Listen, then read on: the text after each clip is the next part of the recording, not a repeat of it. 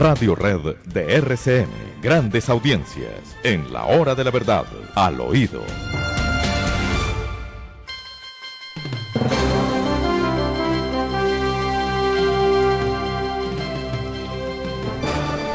Les pregunto al oído, queridos amigos, ¿qué hay del helicóptero? ¿Qué noticias tenemos? ¿Por qué se cayó?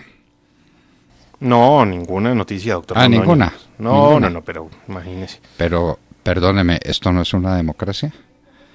La democracia no implica transparencia, no implica transparencia en los asuntos más graves de la nación para que el pueblo los conozca y los juzga.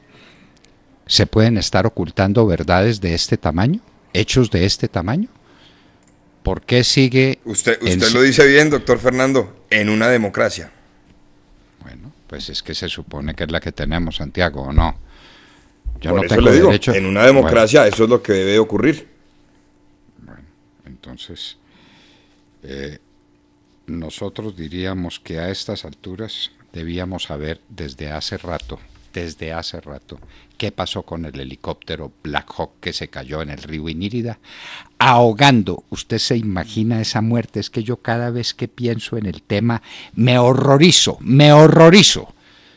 Esas personas encerradas entre ese helicóptero, muriendo por ahogamiento sin poder salir de esa jaula. Bueno, y no nos cuentan por qué. No nos cuentan por qué y no nos cuentan el tema de las lanchas de guerrilleros que estaban buscando después a los sobrevivientes. Sí, son cosas que no nos cuentan y que dejan que el tiempo pase y se oculten, ¿no? Como nunca nos contaron el tema de qué fue lo que ocurrió en realidad con ese terrible accidente en la Feria de las Flores en Medellín, donde iban estos héroes colgados de las sogas y las sogas pues se revientan y caen a tierra. Nunca nos contaron qué pasó ahí, si hubo manos criminales, si no las hubo, en qué terminó esa investigación. Aquí las cosas no se cuentan, el tiempo pasa y el tiempo ayuda a que las cosas se olviden. Pero estamos como en todo, ¿no, Sergio? Es decir, aquí es tapen, y eso sí, publiquen todos los días 3 o 4 videos nuevos de propaganda sobre las maravillas que están pasando en Colombia. Y entonces estamos en el tapen que tanto criticamos, doctor Fernando. Usted recuerda esa pelea, yo volveré a insistir todos los días en esto, la pelea que nos tocó dar en 2016 para exigirle al gobierno de entonces que dejara de tapar las cosas, que nos permitiera decir la verdad, que nos permitiera conocer la verdad. Nos tacharon de mentirosos, usted recordará, doctor Fernando, y todo lo que se dijo y todo lo que se anunció se ha cumplido al pie de la letra. Yo le pregunto, doctor Fernando, Sergio, Demar, ¿volvimos al tapen? ¿Volvimos al tapen? Bueno, ¿y ahora cómo se va a hacer con este presupuesto? Ya hicimos nuestra nota editorial sobre el particular y no nos vamos a cansar. Lo mismo que no nos vamos a cansar con el helicóptero, no nos vamos a cansar con el presupuesto. El Producto Interno Bruto se cae 6, 7, 8% y el presupuesto de la Nación sube 19%. A ver. Y con el incremento que usted denunció ahora en su editorial de los gastos de funcionamiento, ¿no, doctor Fernando? Es que son gastos de funcionamiento. No, y el costo del endeudamiento, 76 billones de pesos para cubrir el servicio de la deuda. 76 billones de pesos. Tengo que ver cuál es el presupuesto de los recaudos fiscales. Pero es una parte sustancial de los recaudos fiscales se van en pagar el endeudamiento. Es que nos endeudamos por el coronavirus, ¿cómo no? Nos estamos endeudando desde hace 10 años, endeudando. El presidente Uribe dejó una deuda absolutamente manejable. La dejó Óscar Iván Zuluaga, que debió ser presidente de este país. Y ese fue el resultado después de la más pavorosa crisis económica mundial que tuvo que soportar el gobierno de Álvaro Uribe Vélez. Y después de eso dejó unas cuentas perfectamente manejables. Y ahora, hágame el favor lo que esto significa, el endeudamiento y el aumento del presupuesto nacional. 15,5% en términos reales, es decir, más allá de la inflación. Cae el Producto Interno Bruto 9%, sube el presupuesto 19%. Bueno, Entonces, doctor Fernando, explíquenme. y grave un asunto. Standard Poor's, porque ya Fitch Ratings dijo que el gobierno está desfasado y que el crecimiento económico no va a ser de menos 5,5 sino de menos 8,5. Pero bueno, independientemente de eso, ayer Standard Poor's dice, y lo cita la revista Dinero Hoy, dice: Colombia necesita estabilizar sus cuentas fiscales una vez superada la pandemia, o si no, el grado de inversión se puede ver comprometido. Y dice una cosa más grave. Dice, las nuevas medidas y como se están implementando las nuevas medidas de aislamiento, va a implicar que las micro, pequeñas y medianas empresas en Colombia pueden llegar a desaparecer. Doctor Fernández, yo pregunto, No, si pues no hay quien desaparece pague la impuestos, economía si no hay quien colombiana. mueva la Pero si por eso. desaparece, pues es que este es un país de pequeñas y medianas empresas. El 96 o 97% de las empresas son pequeñas o medianas. Y Las hasta empresas, el 98, sí señor.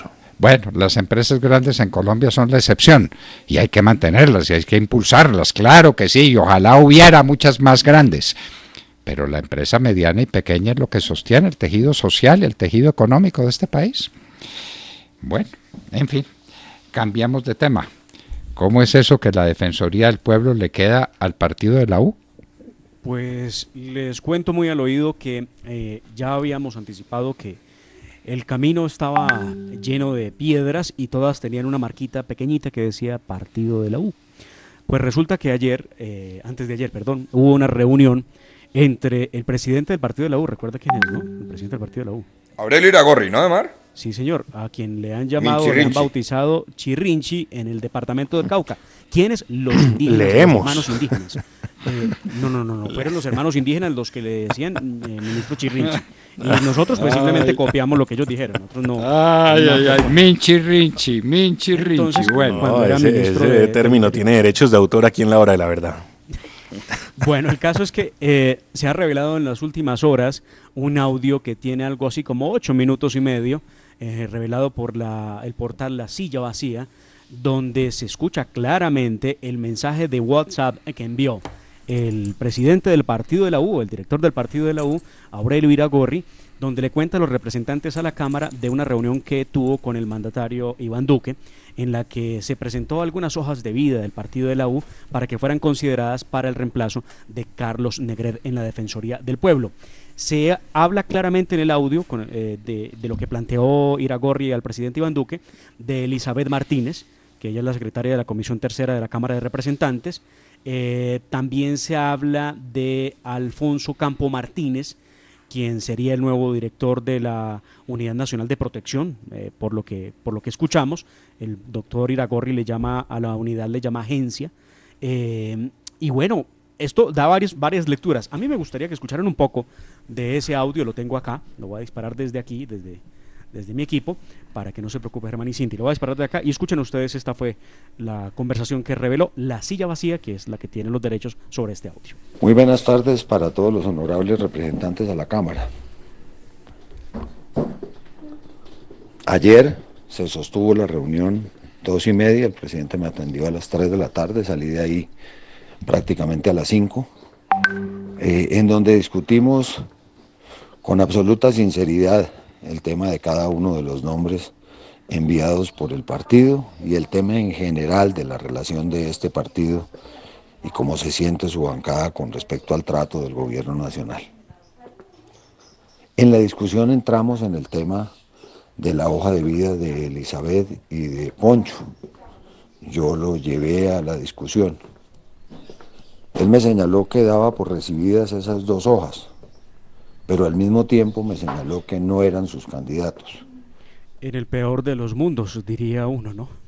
Llevó las hojas de vida de 2 personas, que una es Poncho, que a él se refiere a Alfonso Campos Martínez, quien de anticipado se sabe será el que ocupe un lugar muy importante, si no en la dirección, de la Unidad Nacional de Protección, y de Elizabeth, que nos cuentan muy al oído, es muy cercana al ministro Ángel Custodio Cabrera. Vaya uno a saber que sea cierto.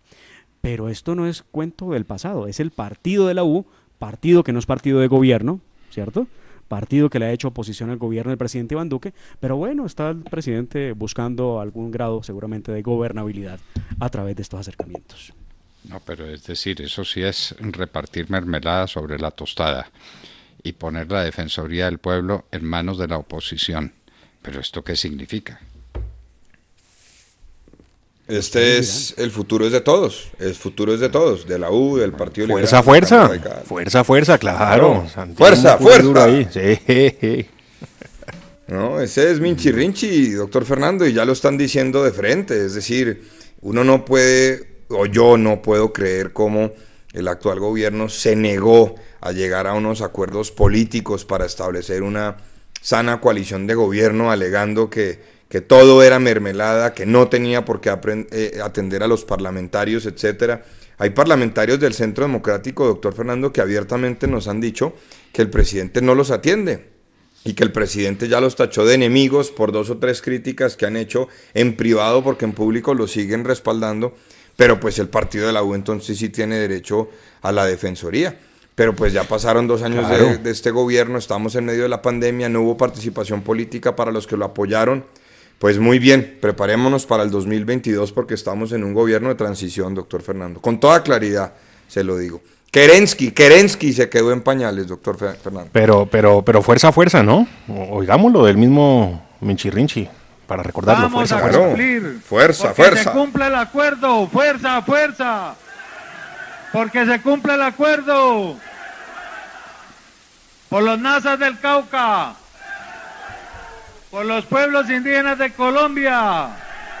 Así tenemos que celebrar. Por el Chirrinche no digamos porque nos basean. Por los Yanaconas. Por los Coconucos. ¿Cuáles me falta? Por los Embera. Y salud. Fuerza. Bueno, no, pues para que no digan que es que nos inventamos las cosas, ¿no? Eso, lo del Chirrinchi, pues, es toda una leyenda. Ni lo del Chirrinchi. Y él dice, no hablemos del Chirrinchi porque nos pasean, ¿no? Sí, con la copita en la mano. Bueno, muy bien. Entonces les cuento que Alex Saab tenía pasaporte diplomático, dicen ahora sus defensores. Pasaporte diplomático de Venezuela, un colombiano. Y un colombiano que le hacía los negocios sucios al gobierno de Venezuela. Y entonces ese es el argumento para que a este bandido colombo venezolano, si es que tiene cédula venezolana, que no creo, pero habría que verlo, para que este bandido sea devuelto a Venezuela. Y no se ha vuelto a saber nada, ¿no? No, lo último que se supo es que había pedido la domiciliaria porque estaba muy enfermito, ¿no? Eso les surgen todos los problemas del corazón ahí mismo. Había pedido la prisión domiciliaria, pero ¿dónde está el domicilio? Pero ¿dónde está el domicilio por allá en África? No, por lo pronto el domicilio tendrá que estar en la Florida o en Nueva York, ¿no? En una prisión federal. Bueno. Estamos muy orgullosos porque de 56 decretos, 39 son completamente constitucionales, dice el constitucionalista y persona muy apreciable Charri. Pero ¿esto qué es? Se supone que todos los decretos sean constitucionales, todos. ¿Por qué tiene que haber decretos inconstitucionales? No entiende uno. Pero hablamos del decreto, no, pero hablamos del decreto de que tumbó el día sin IVA. ¿Ilegal a todas luces? El que derogó al decreto legislativo, eso es absolutamente ilegal. Como si no hubiera asesores jurídicos tampoco. No, es que no los hay. ¿Qué pasó allá? ¿Esa mano de consejeros para que nadie aconseje al presidente, doctor Fernando? Y si de comunicaciones se trata, Santiago, doctor Londoño de Mar, si de comunicaciones se trata, hombre, la foto que publica el presidente, es que también se hace en Harakiri, ¿no? La foto que publica el presidente ayer en Twitter, en su red social, reunido con todo su equipo, con todo su gabinete, todos utilizando el tapabocas, todos, absolutamente todos, menos una sola persona, él. ¿El presidente? El presidente no, es que el presidente tiene corona y no necesita tapabocas, los demás mortales sí. ¿Y cuál es el mensaje que se le envía a la gente, además?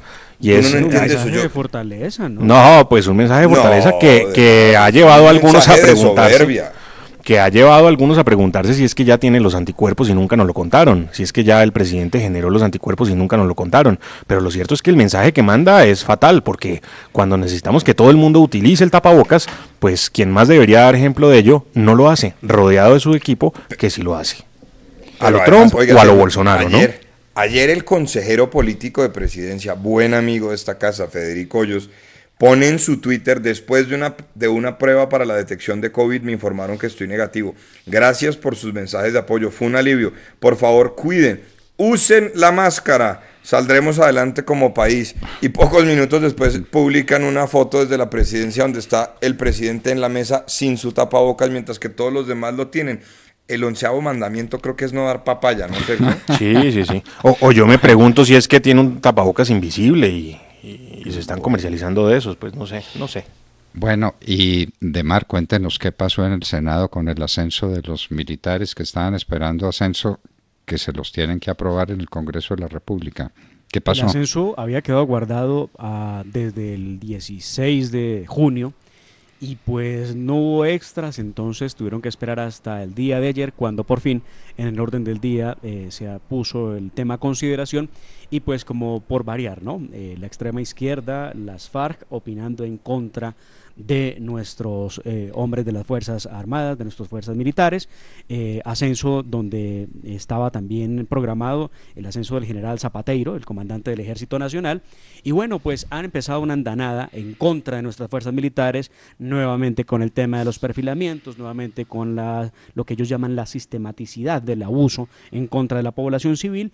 Y miren a los puntos que han llegado para realmente tapar otros asuntos de la mayor gravedad en este país. Y es que, doctor Fernando, pareciera, da la impresión, la firme impresión, que muchos de los que hablan en el Congreso de la República hablan hablan, mejor dicho, hombre, digámoslo como es, irresponsablemente, acusaciones muy fuertes, porque pareciera que la inviolabilidad parlamentaria es su caballito de batalla. Escuchemos, es una de las intervenciones del senador Gustavo Petro de la Colombia Humana. Sistemático fuera alguna de las personas que van a ascender, ni lo dije el Estado. Lo que sí dije y lo repito, es que el general Zapateiro tiene la responsabilidad de desmantelar eso al interior de su propia fuerza y en conjunto con la justicia al interior del Estado. Esa es su responsabilidad. Y por eso lo exhorto a que lo haga, a que no muera ni un solo combatiente de la paz en Colombia más, a que no muera un líder social más, y a que todo ese poco de traquetos vestidos de uniforme dentro, fuera del Estado y de senadores puedan ser capturados en Colombia, porque ahí está la responsabilidad. Entonces, las acusaciones del senador, pues no sabemos qué sustento tengan. Y de hecho la senadora Paula Holguín le respondió en alguno de los momentos y le dijo: usted tiene el deber constitucional y legal de denunciar si conoce de irregularidades, porque si no estaría incurriendo en una omisión de denuncia, así de sencillo. Pero obviamente, doctor Fernando, Santiago, Sergio, no saldrá de ahí, simplemente de unas declaraciones que pretenden deslegitimar. Bueno, pero le vuelvo a preguntar, ¿qué pasa con el ascenso? Ya, se logró. Ya ascendieron. Sí, mire, alargaron el debate, doctor Fernando, 4 horas. Sí. Pero ascendieron. Pero ascendieron, claro. Bueno, pues hemos debido empezar por ahí, es que no sabíamos. Sí, en buena hora ascendieron. Realmente las mayorías acompañan a nuestra fuerza pública en el Congreso de la República, por fortuna. Bueno, pues felicitaciones, una buena noticia para celebrar. Lo que sí pues terminó muy lánguidamente fue la denuncia de la señora vicepresidente contra el periodista que habló de ¿cómo se llama? De Memo Fantasma. De Memo Fantasma. Entonces ella le había puesto denuncio y tal, y entonces lo retiró sin pena ni gloria. Uno no entiende eso. Pues mire, había un trino de José Miguel Vivanco, el director de Human Rights Watch, donde escribía lo siguiente: la querella de la vicepresidenta Marta Lucía Ramírez contra Jeremy contradice estándares sobre libertad de expresión, normas del Código Penal sobre difamación, violan normas de derechos humanos, honor de funcionarios públicos nunca se debe proteger por la vía penal. En respuesta, ha dicho ella varias cosas, en respuesta a ese trino, entre otros. El caso de Jeremy me puso en una encrucijada, eso lo escribe Marta Lucía Ramírez, la vicepresidente. Me puso en una encrucijada y la defensa a mi buen nombre prevaleció. Hoy considero el caso superado y retiraré la denuncia penal. La libertad de prensa y la defensa del honor son derechos inalienables y baluarte de la democracia. Ya, el anuncio. Bueno, ahí sí que no acabamos de entender. Y el periodista dice que no rectifica ninguna de las afirmaciones que hizo. ¿Cómo le parece? No, pero además le digo una cosa, estuve leyendo ayer otra vez el informe y en esto sí, yo aprecio mucho a la doctora Ramírez, pero tiene razón el periodista. Publicó una información, pero en ninguna parte vi que dijera o que afirmara que había una relación. Simplemente mostró unos documentos. Por eso es que no, pues como que no, ¿cómo que no dijo que había una relación? Pero claro que sí. Claro, pero en unos documentos, pero nunca dijo que tuvieran relación con el narco, o que supieran que era narco, lo que sea, sacó unos documentos y dijo, aquí hubo un negocio, y no tengo pruebas de que supieran quién era el señor. Pues mire, aquí hay una declaración concreta que le entregó al diario El Tiempo el periodista que dice, abro comillas, la relación comercial entre Acevedo e Hitos Urbanos está probada. Marta Lucía Ramírez fue accionista de Hitos Urbanos, su esposo el gerente, y la construcción de Torre 85 fue, en su día, uno de los proyectos más grandes de Hitos Urbanos. Le dijo al diario El Tiempo, Jeremy. Claro, y se mantiene, pero pues ahí de mar usted bien sabe. Claro, porque son hechos ciertos además. No, sí, y son hechos ciertos y son hechos contrastados. Esa denuncia no tenía cómo prosperar. Ni pies ni cabeza. Desde el punto de vista penal no tenía cómo prosperar, así que haberse mantenido en ella e incluso haber intentado una conciliación, que era lo que buscaba la vicepresidenta, la vicepresidente, como lo dijo, pues no habría servido de nada. Y por eso es que termina retirándola. Pero pues sí, esto es una perdedera de tiempo y deja un sinsabor, por supuesto, para los medios internacionales, para el periodismo, que se siente perseguido, obviamente, cuando ocurren estas denuncias. Bueno, le quiero contar que al fin se hizo el lanzamiento de la nave que va para Marte. Hay que poner buenas noticias, ¿no es cierto? No, pero han lanzado varias, doctor Londoño. Aquí en familia hemos seguido atentamente el lanzamiento que hizo China, el lanzamiento que hizo Emiratos Árabes. Ahí están en su carrera espacial varias potencias tratando de llegar a Marte con vehículos, tratando de explorar, a ver si por lo menos allá encuentran algo mejor que lo que hay acá. Bueno, ya hay una perspectiva para la normalización del tráfico aéreo en el mundo. ¿Sabe para cuándo se calcula? Año 2024. Óigame pues, 4 años falta para que se normalice el tráfico aéreo en el mundo. Entonces, la pregunta que se hace, ¿cuántas líneas aéreas van a sobrevivir? Muy pocas, y las que lo hagan lo harán de la mano de los estados a los que pertenecen, pero yo le digo, muy pocas sobreviven a esto. Muy bien. Entonces, ¿sabe qué dijo Trump cuando le dijeron, bueno, pero cómo se le ocurre sacar 16,000 hombres del ejército de Alemania? Que son los de la OTAN, son los que están defendiendo a Europa de las incursiones cada vez más agresivas de Rusia sobre ciertos países vecinos. Recuerde las declaraciones de los ministros de Polonia, de Ucrania y hay un tercer país, Polonia, Ucrania y un tercer país, que dijeron Rusia nos está avasallando, está rompiendo las fronteras, y en ese momento Trump retira a los hombres. Lituania, nos dice la producción. Lituania, sí señor. Le dicen, bueno, ¿y cómo? ¿Y por qué? Dice, no, porque no queremos seguir haciendo los tontos.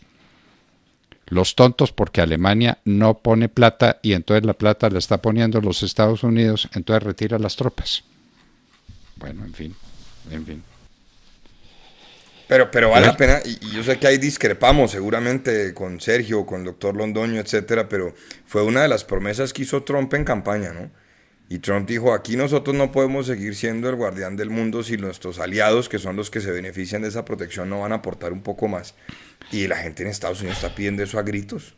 Claro, pero ¿dónde está la protección del mundo? Es que los Estados Unidos son los primeros que se protegen protegiendo a Europa, ¿o no? Claro, No, es yo que estoy de eso acuerdo. también hay que destacarlo. Proteger a Europa es protegerse de ellos.